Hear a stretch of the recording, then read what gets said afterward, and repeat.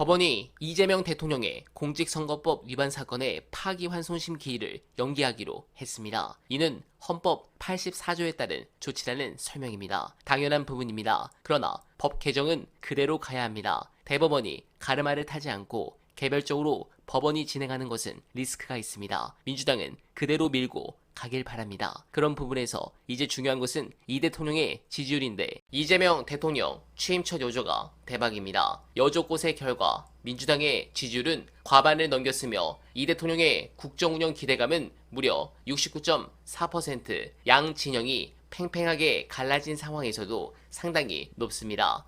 해당 부분은 리얼미터 역시 비슷한 상황인데 제가 이 부분이 대단하다고 생각하는 이유는 언론 때문입니다. 문 대통령 시절에는 최소 반년 동안 허니문 기간이 있어 종편까지도 박근혜 마냥 찬양하고 빨아줬습니다. 그런데 이 대통령은 허니문이 하루도 없었습니다. 지금도 종편은 하루 종일 이재명 대통령을 때리고 있고 경제가 어렵다며 난리칩니다. 그런데 저는 걱정하지 않습니다. 이 대통령은 우리 지지층에서도 비토가 있었던 경기지사 취임 당시 가장 낮은 지지율로 시작했다가 결국 개인 능력으로 이걸 커버해 가장 높은 지지율로 퇴임을 한 분입니다. 저는 이 루트로 가지 않을까 확신하며 추가로 국짐은 이제 파멸의 순간이 다가오고 있습니다. 특히 큰 건이 엄청나게 많이 남아있는데 관련해 중요한 영상 보시고 정치 보복에 대한 제 개인적 생각 안내드립니다.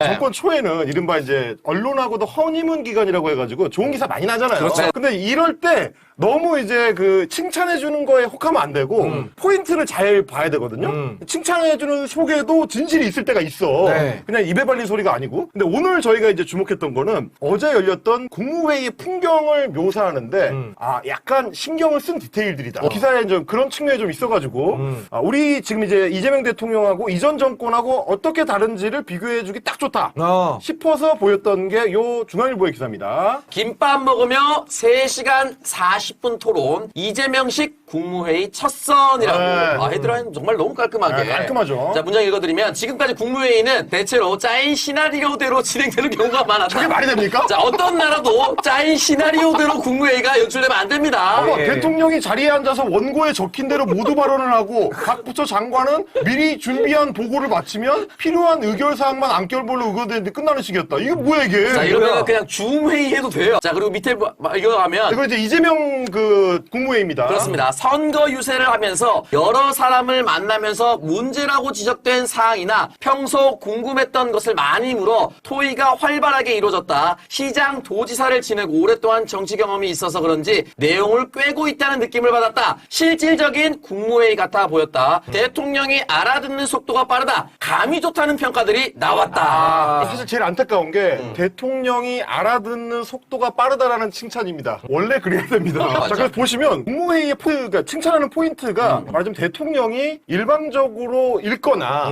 일방적으로 통보하거나 네. 혼자 떠드는 게 아니고 의견을 듣고 그 의견에 따른 반응을 했다. 근데 그걸 알아듣는 속도가 빨랐다.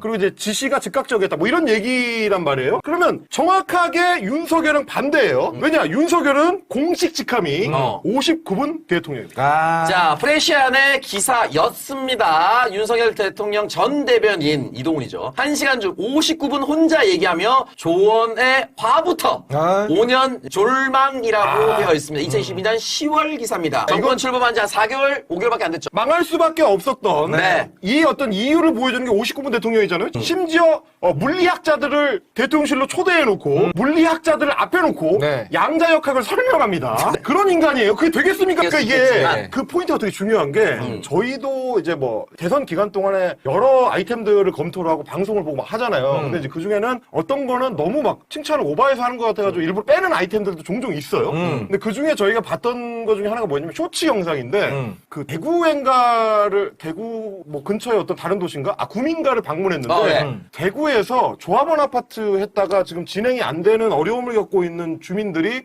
거기까지 찾아왔어. 찾아와서 지금 우리 대구 조합원 아파트 하고 있는데 지금 큰일 났다. 이러다가는 뭐 몇 억씩 더 내야 될 것 같다. 이렇게 그때 대선 후보였던 이재명 후보한테 막 호소를 해요. 그러니까 가다가 말고 이제 멈춰가지고 뭐 메모하면서 막 계속 얘기를 들어. 그러면서 이거는 보통 이제 원래는 지자체에서 대구 시장이 가르마를 타줘야 되는데 뭐 어쨌든 좀 챙겨보도록 하겠다. 뭐 이런 얘기를 아주 상세하게 설명을 합니다. 당신들이 어떻게 하면 되고 일단 민원은 어느 방향으로 한번 해보고 그래도 안 될 것 같으면 일단 민주당에 누구한테 얘기를 해라. 내가 얘기해놓겠다. 그러니까 이럴 때 그냥 평범한 정치인 뭐 그냥 행정 경험이 별로 없는 정치인 같으면 네. 예 알겠습니다. 제가 뭐 다 해결해 드릴게요. 이거는 그냥 너무 간단한 거고. 그래도 연락 없지 보통. 그거 아니야. 그리고 실제로 해줄 수도 없는 거를. 근데 정당에서 할 수 있는 것과 지자체에서 할 수 있는 게 어떻게 다르다. 그래서 그걸 설명을 해줘. 그다음에 우리가 할 수 있는 건 한계가 있는데 이런 방안을 찾아보면 좋을 것 같고.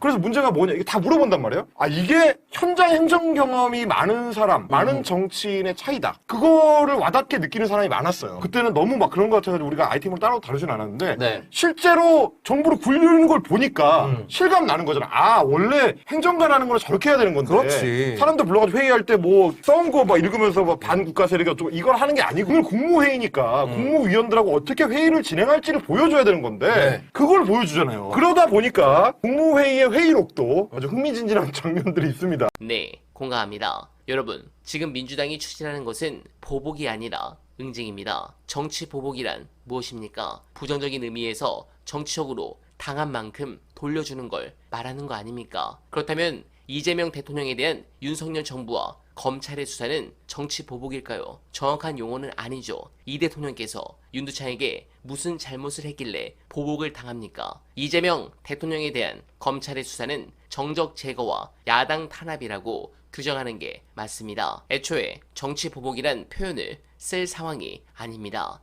제가 이 말씀을 드리는 이유는 따로 있습니다. 일각에서 제기하는 정치 보복의 악순환 고리를 끊어야 한다는 주장이 터무니없다는 얘기를 하기 위해서입니다. 이 인간들의 주장을 듣다 보면 내란 수사는 물론이고 김건희 특검이나 최상병 특검도 하지 말아야 한다는 주장으로 이어질 수 있기 때문입니다. 윤석열이 정치 보복을 하다가 자멸했으니 이재명은 정치 보복하지 말고 적당히 봐줘라. 그래야 통합이 가능하다는 주장 말입니다. 여러분, 이재명 정부의 윤석열 정부 범죄 수사는 죄가 있는 곳에 벌이 있다는 법치주의의 실현입니다. 정치 보복의 악순환이 절대 아닙니다. 그런 부분에서 이재명 대통령과 민주당은 더욱 강하게 나가야 합니다. 지금 우리 앞에는 윤석열이 망쳐놓은 난파선 같은 나라를 재건하는 숙제가 놓여 있습니다. 동시에 많은 언론이 이번 21대 대선 결과를 두고 국민이 내란을 심판한 것이라고 평가합니다. 그렇다면 내란 심판 역시 새 정부의 중대한 책무일 것입니다. 이재명 대통령도 국민의 명령을 너무나 잘 알고 있습니다. 반드시 그 명령을 이행해 주실 것이라 믿습니다. 여러분들은 어떻게 생각하십니까? 소중한 댓글 많이 부탁드리며